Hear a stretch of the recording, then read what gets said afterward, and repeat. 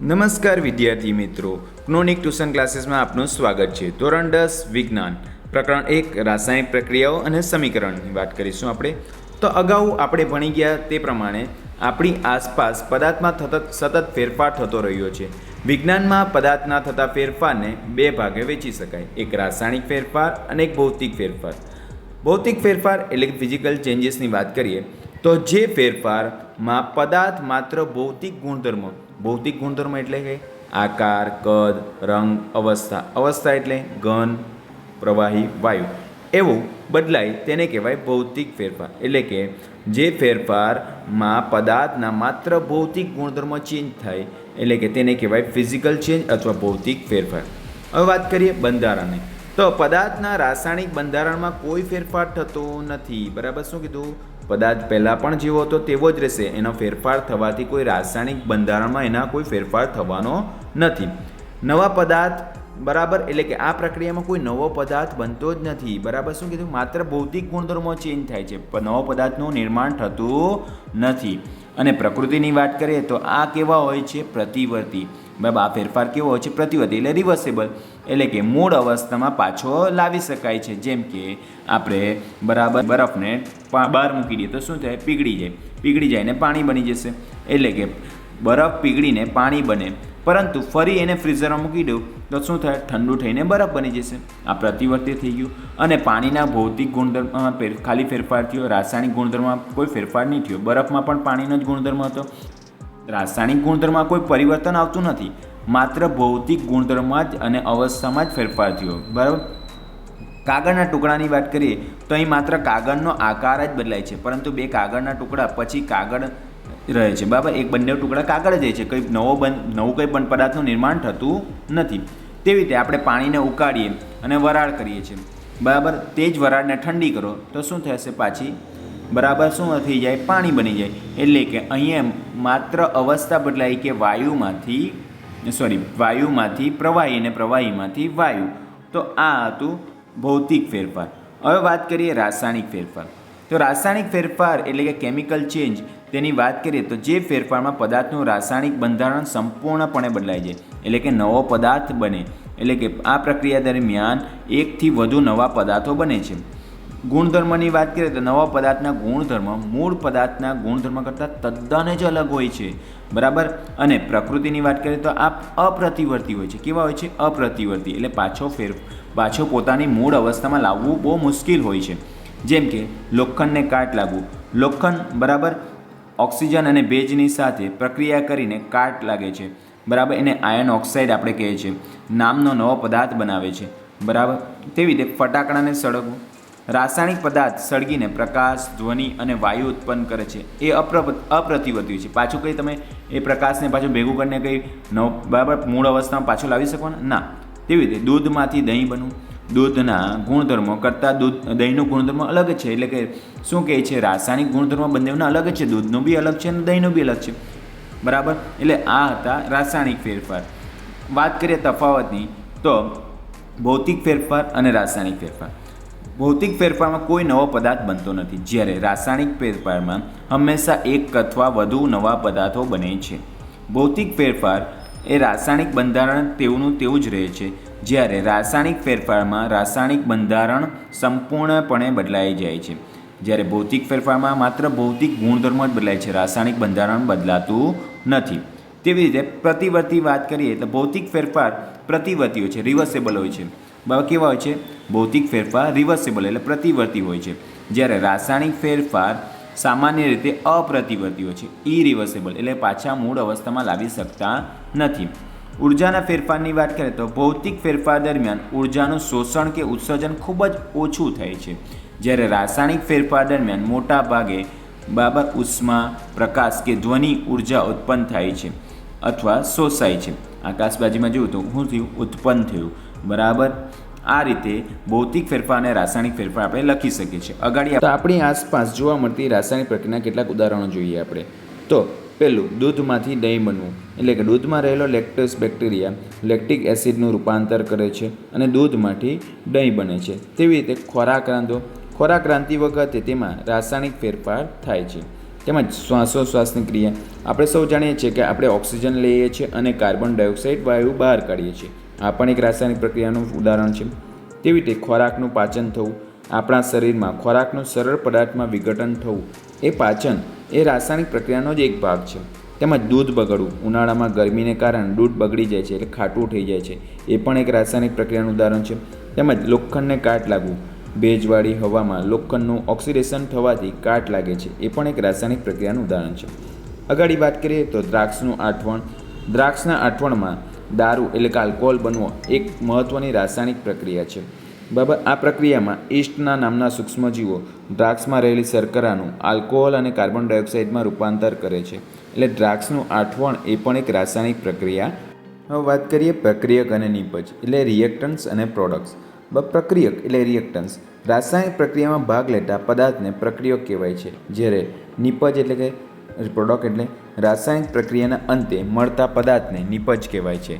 પ્રક્રિયકને હંમેશા ડાબી બાજુ તરફ અને નિપજને હંમેશા જમણી તરફ એટલે કે LHS બાજુ એટલે કે ડાબી બાજુ શું આવે પ્રક્રિયક, અને RHS એટલે કે જમણી બાજુ શું આવે નિપજ. જેમ કે એક પ્રક્રિયાનું ઉદાહરણ લઈએ આપણે, કાર્બન ડાયોક્સાઇડ, કાર્બન વત્તા ઓક્સિજન શું મળે કાર્બન ડાયોક્સાઇડ. તો અહીંયા કાર્બન અને ઓક્સિજન જે ડાબી તરફ બતાવવામાં આવ્યા છે એ શું છે પ્રક્રિયક છે, જ્યારે બરાબર કાર્બન ડાયોક્સાઇડ જે નવા પદાર્થનું નિર્માણ થયું એટલે કે કાર્બન ડાયોક્સાઇડ CO2 જે નિપજ છે, જેને આપણે હંમેશા જમણી તરફ દર્શાવીએ છીએ.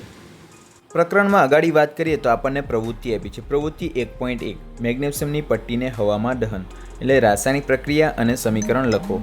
તો આપણે સૌ જાણીએ છીએ કે બરાબર પહેલાં હેતુ લખવામાં પ્રયોગમાં. તો હેતુ અને જરૂરી સાધનોની વાત કરીએ તો હેતુ મેગ્નેશિયમની પટ્ટીને હવાની હાજરીમાં સળગાવવાથી રાસાયણિક પ્રક્રિયા સમજાવો.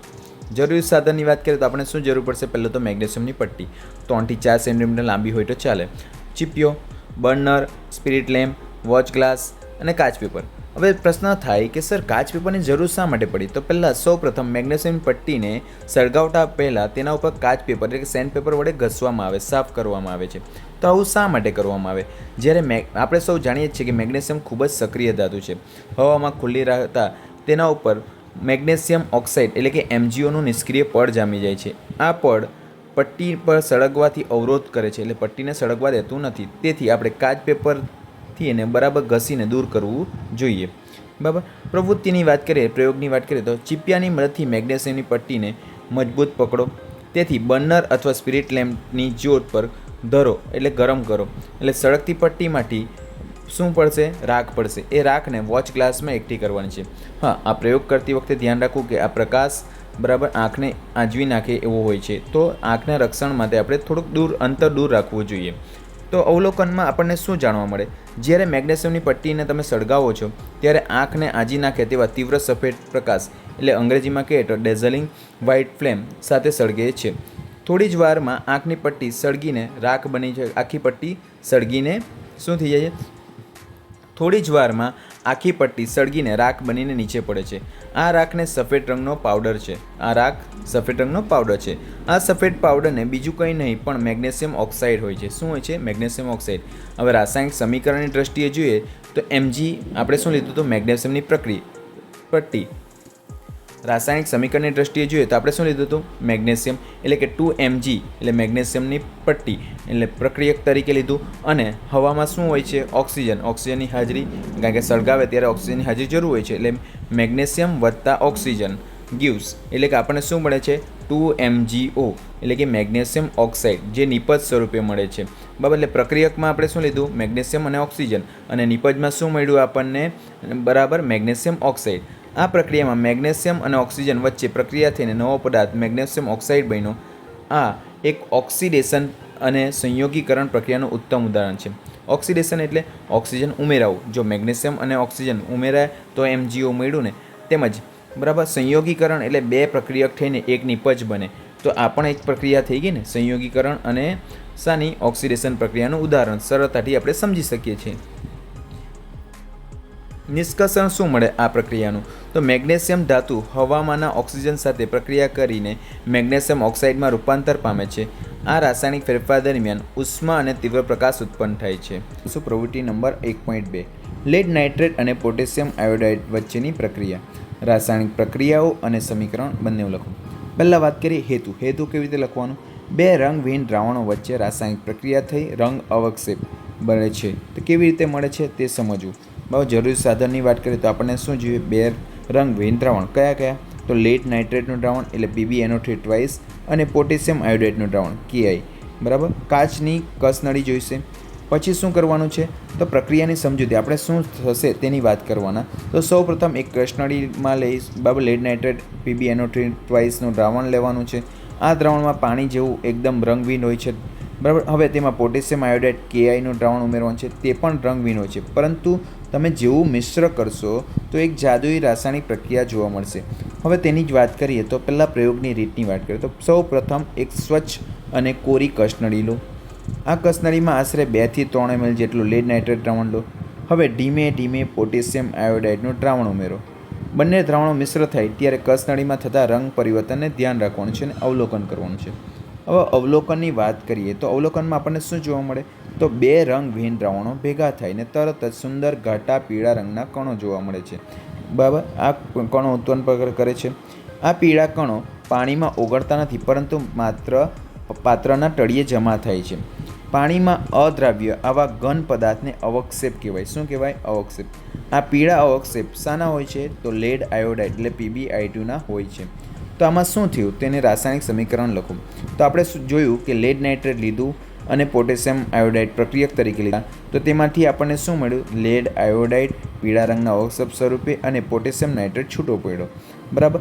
તો સમીકરણ સ્વરૂપે કેવી રીતે લખું? તો PbNO3 ટ્વાઇસ AQ બરાબર લેડ નાઇટ્રેટ પ્લસ 2KI એટલે કે પોટેશિયમ આયોડાઇડ AQ ગિવ્સ એટલે કે શું મળ્યું? PbI2S બરાબર એટલે કે લેડ નાઇટ્રેટના અવક્ષેપ મળ્યા હતા પીળા રંગના, પ્લસ શું મળે છે આપણને?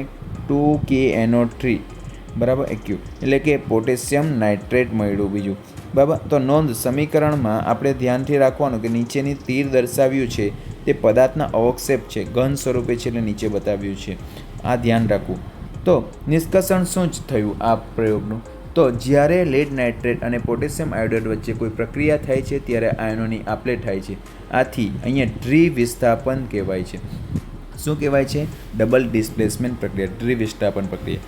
સાથે જ તેમાં અદ્રાવ્ય ઘન પદાર્થ પીળા અવક્ષેપ ઉત્પન્ન થતો હોવાથી તે અવક્ષેપિત પ્રક્રિયા પણ કહેવાય છે. અવક્ષેપન પ્રક્રિયા પણ કહેવાય છે.